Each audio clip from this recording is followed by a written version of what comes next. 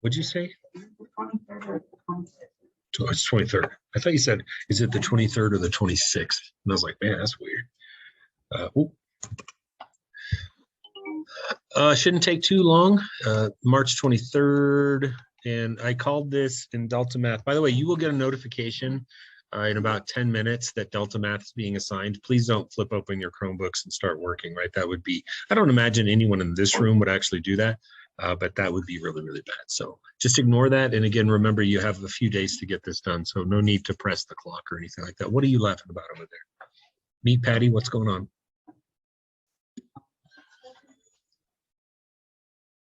I got to pause the video real quick. Okay, so I called this, for your Delta Math assignment, I called this simplifying higher roots.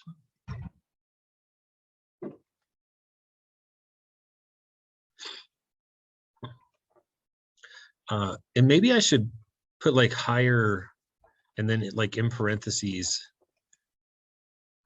index roots, because the numbers themselves, I'm not trying to imply that the numbers inside the roots are going to necessarily be bigger, but the roots are not going to be everything that we've talked about before. So here's where we are currently comfortable. When we talk about simplifying roots, a while back, at least a week ago at this point, I would have asked you guys a question like, what is the square root of x squared?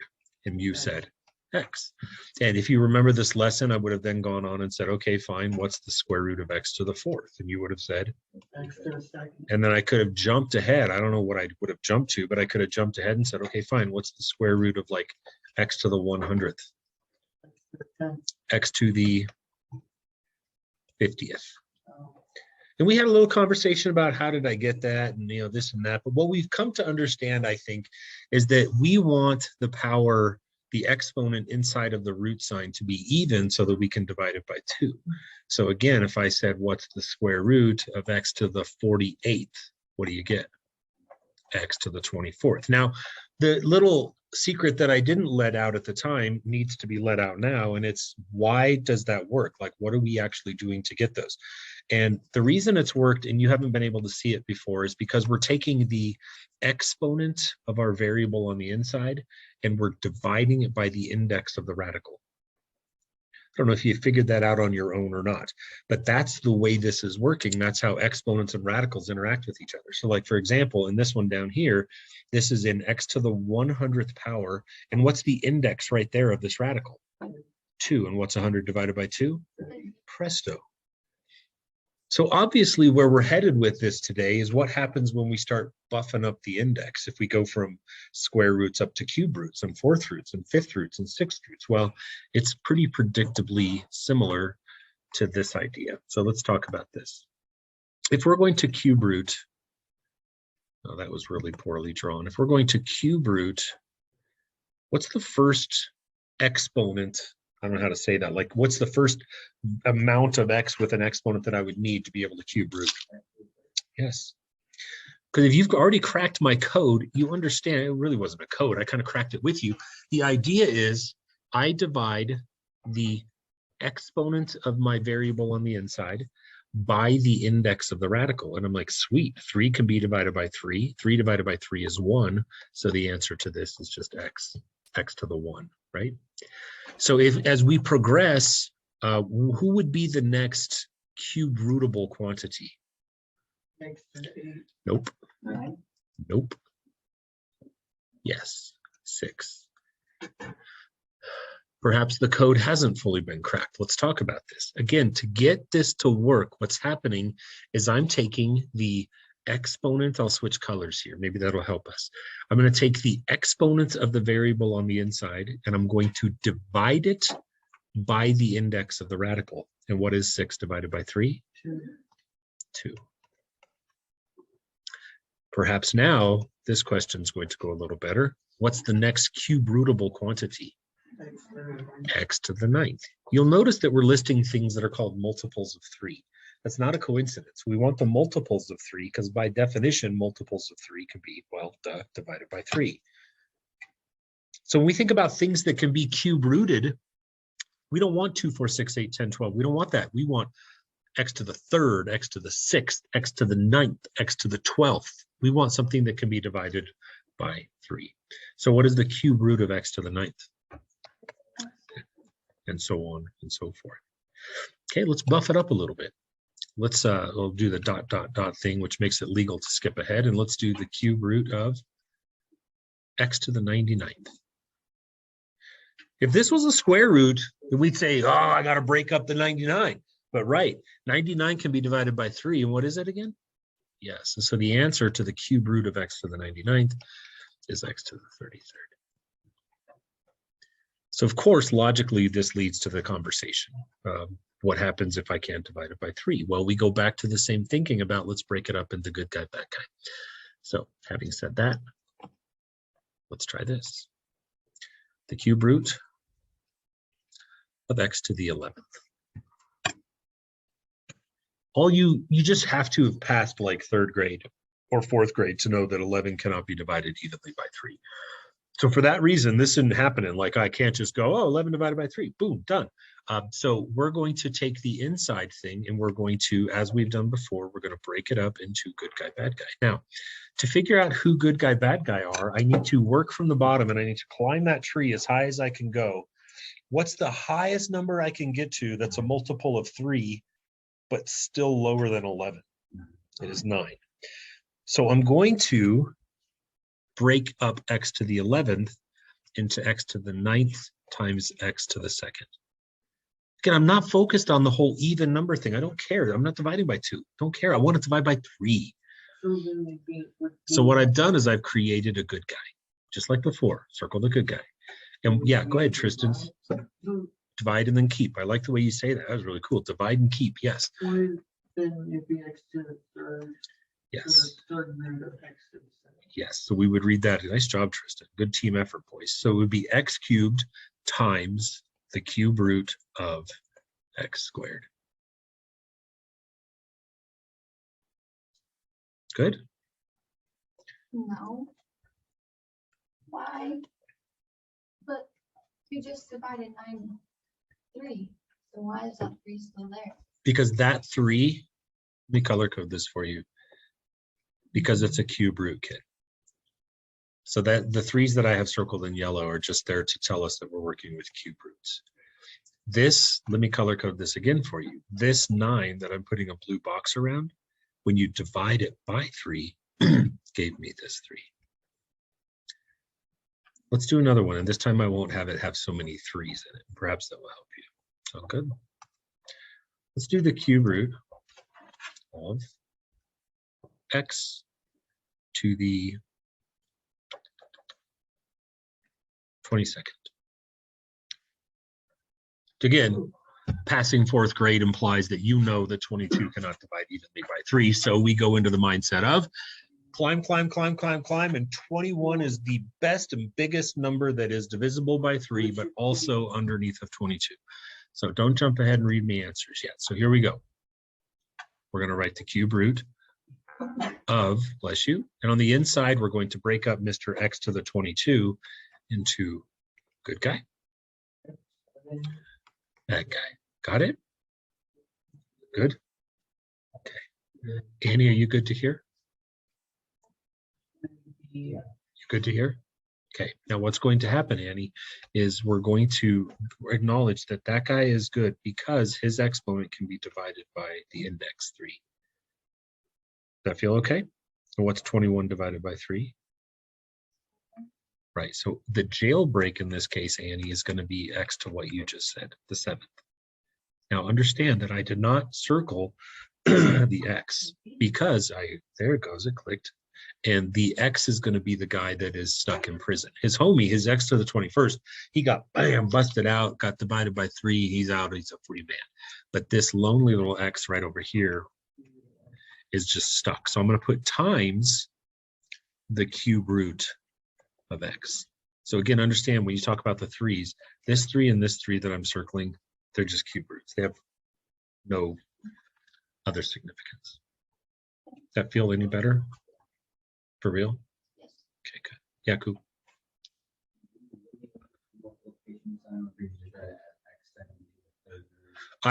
Great question, Cooper. I wonder sometimes if you can read my mind. The reason I put the time sign is because it helps me as a teacher to get you guys to feel a little bit of separation. I'm always a little worried. Again, really good question. I'm always worried if I put it like this, that it somehow could look like x to the 73rd power times the square root of x. You kind of see what I'm saying? Yeah. So your question is spot on, and I think of it every time I do it, but I very purposely put the time sign here just to really make it clear that there's a separation. Yeah, but no, you don't need it. It just, especially when you're like writing with a pencil or a pen, it can get to looking like things you don't want it to look like. Time sign, no time sign. Doesn't matter. So let's buff this up again, and let's get this part done pretty quick, because I think that you're on to me now and you know what's happening. So if I said, let's now work with fourth roots, what's the first quantity that can be fourth rooted? X to the 4th, which produces X. Now, if I'm going to do another fourth root, who's next? X to the 8th. Yeah, okay, don't race me, okay? But everybody okay with how we're generating these? We're creating multiples of the index. That's how divisibility works. So again, let's buff it. Let's just do the ... and let's skip ahead. And if that makes sense, then I should be able to ask you right now, what's the fourth root of x to the 36th? It's x to the 9th. This is never going to change. Some of you are going to go on and take 5, 6, 7, 8, 9, 10 more math classes after this. And it'll never change. The laws, the rules are never going to change. It's always exponent divided by index, right? So let's practice with what happens if it's not divisible by 4. Let's say we had the fourth root of x to the 27th. Quickly, I realized that 27 ain't divisible by 4. So what are we going to split it into, Tristan? I do the 4th, 24. X to the 24th. Times x to the 3rd. Well played, sir. There it Which is. then it'd be Everybody okay to hear? No, because then you're going to have a negative exponent. So we generally are going to we're going to stay below the cap. Good question. So what do we wind up with, bud? x to the 6th, the fourth root of x cubed. X to the 3rd. You're fine. Either way, cubed is fine. So that feel okay? This will go on and on and on, and this will work for fifth roots. This will even work for sixth roots and seventh roots and eighth roots. It doesn't matter. The laws stay the same. Your exponent has to be divisible cleanly by the index of the radical. So let's jump ahead a little bit and let's just get right to it and say, okay, what if I asked you to do the sixth root of x to the 10th? Would that be Yeah, so you're going to break it up into 6 and 4. So you're going to have the sixth root of x to the 6th times x to the 4th. And what are you going to get? So you're going to get x times the sixth root of x to the 4th. Did I get it? that's his Yeah. I do stuff like this on purpose, and I know that there's probably a part of you when I do it that thinks, oh God, there it is. He's having the big one. Because somebody get the nurse. You're going to learn something here, and you guys listen well. So hear me say this. Are you ready? You have to reduce all of your stuff. And I'm going to call it a fraction, even though you might want to go, that's not a fraction, but really it is. And so throughout this assignment, you're going to see some things that need to be reduced. And I hope you would agree that had I written in the 6 and the 4 like you were expecting me to, had I written it, and I'll write it now, if I'd written the sixth root of x to the 4th, do we all agree that that's the same as x to the 4/6, right? Yeah. And do we also all agree that somewhere in like 5th grade, someone got in our business and said, from this point on in your life, you shall reduce all fractions, correct? Okay. So we would reduce that down in hindsight to x to the 2/3, which is where the 2 and the 3 came from. Follow-up question. Do I have to do that? Yes, you do. It's part of simplifying. Part of simplifying is making sure that there's no more reduction or cleaning up to do. Got it? Now I have 5 examples for you, very specific examples. We should be able to blow through these pretty quick. Bless you. And here they come. So first one is 27 x to the 5th raised to the power of 2/3. Because there are parentheses around the 27 and the x, that means, of course, that the 2/3 is going to be distributed through. So 2/3 was going to go to there. And he's also going to go to there. So 27 says, nice. I got me a new exponent. Sweet.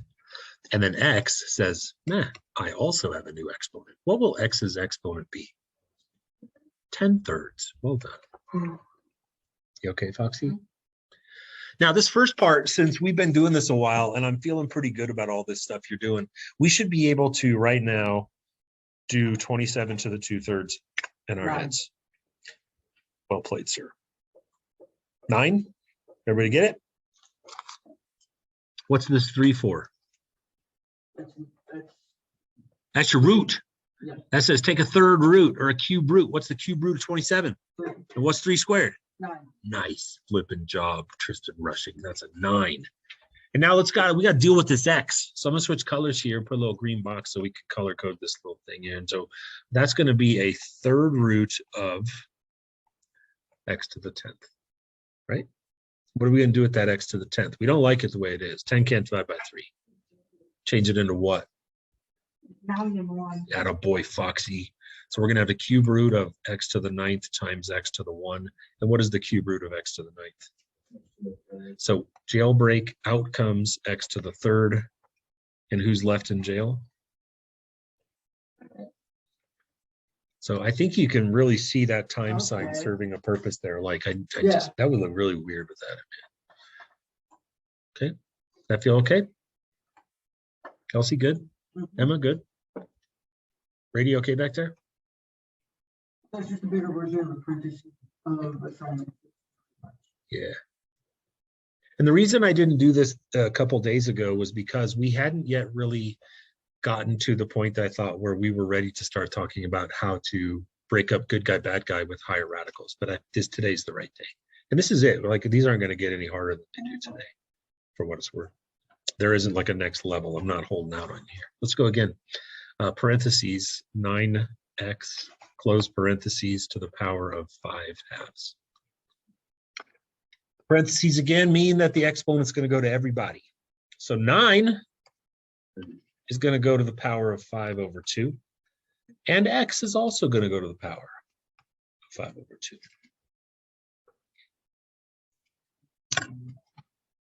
Tristan's over here like working like a madman to beat you guys all to the answer. What's 9 to the power of 5/2? 243. Well played. That's the 2nd root of 9, 3 raised to the 5th power. Well played. And then, of course, when we go to do our x, this part, we're going to build a 2nd root and inside put x to the 5th. And how are we going to break that up? 4 and 1. So we're going to have a 2nd root of x to the 4 times x to the 1. And who breaks out of jail? Like, how much breaks out of jail? X is, yeah, 2 x's. I like how you said that. So x squared. And then stuck in jail? Yeah. This would be one where if I didn't put the time sign, you'd probably be like, I get what he's trying to say. But even that 2, someone might say, well, is that 2 the exponents of the x or the index of the radical? Next one.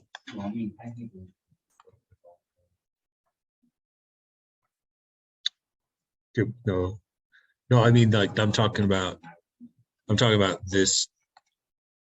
It needs to be on the x, right? I wouldn't want someone to think I meant 243 times x times the square root of x. You get what I'm saying? You're probably way too intelligent to ever think that someone would think that. I get that, but that could happen, for the record. So, anyways, next one is this.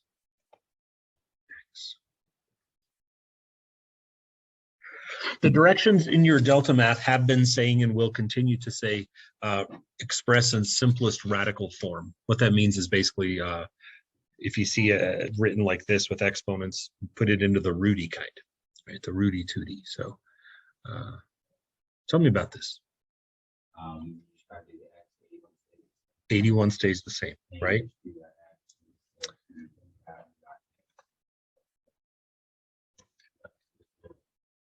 No. So Cooper's really speed racing right now, but let's all agree on this. Does the 81 change? No. No, it does not have an exponent that would require it to change. So in my final answer, I can say, there's an 81. I'm going to change. What kind of root are we going to build for the x?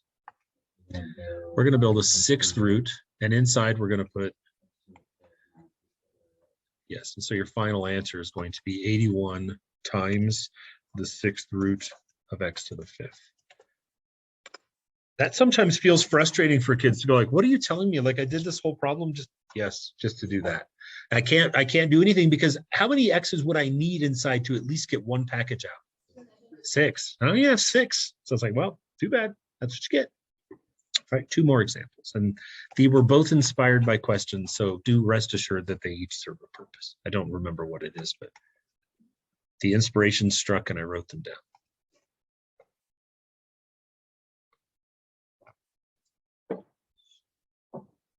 Wouldn't you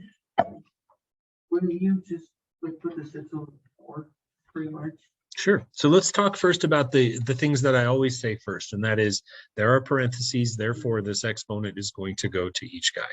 So we agree, I hope, that 81 is going to go to the power of 1/4, right? And we also agree that x is going to go to the power of, exactly, there it is, 6/4. And if you're watching the television, you caught it again. I said 6/4, but what did I write? Because as we talked about like 14 minutes ago, you must reduce your fractions. Otherwise, you're going to wind up with something in an in and out radical form that way I got to reduce it later. Just do it now. 6/4 needs to be reduced to 3/2. Now I'm ready. How quick are we? What does this equal? 3. You guys are amazing. 3. The 4th root of 81 is 3. Way to use your brains and your resources. You guys are awesome. What kind of root am I going to build for this x? A second root. A second root, bro. We reduced that fraction, right? 3/2. All right, oh boy. So I got a second root, a tooth root, a square root, and inside goes x to the 3. Now am I going to divvy them up? It would be x times 1. So who busts out of jail? Times. Nice. Got one more, and this also serves a purpose. The purpose of this one was I wasn't sure at this point in the lesson yet that we had talked about the whole you have to reduce your fractions thing, but I hope I've made that point abundantly clear. What's up? Why is it?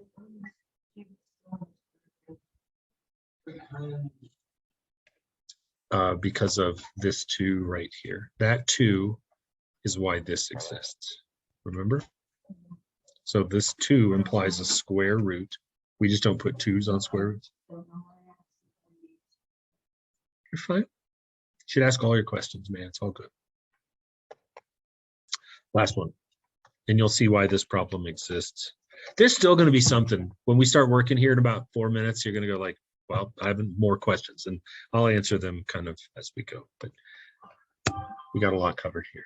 This one. Give it a go. Wouldn't that be 1/2 when you reduce it? No, you can't reduce unless you're ahead of me.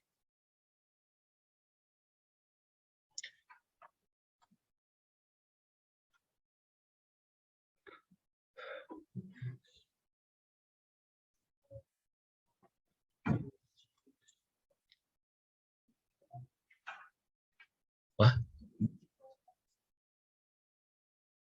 Are you just mentally mathing this? Is that what you're doing? Anyone got a final answer for me? Go, Beeler. No. Yes. That's right.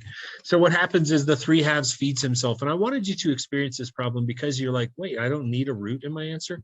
No, if you don't need it, you don't need it. But we kind of go down that road and check. So when I get my 4 and I raise it to the power of 3/2, remember what that means is take the square root of 4, which is 2. 2 to the 3rd is Jackpot, 8. And then the really interesting part of this problem is the x. When you multiply these two exponents together, what happens? You get 6 halves, or the 2's cancel. I don't really care how you slice it and dice it. The bottom line is you're going to wind up with just x to the 3rd. That requires no radicals. Final answer. That's possible too. Got it? All right. The assignment's up. It's all yours. It's assignment 62, Yeah. I think. All right. That's not a lot.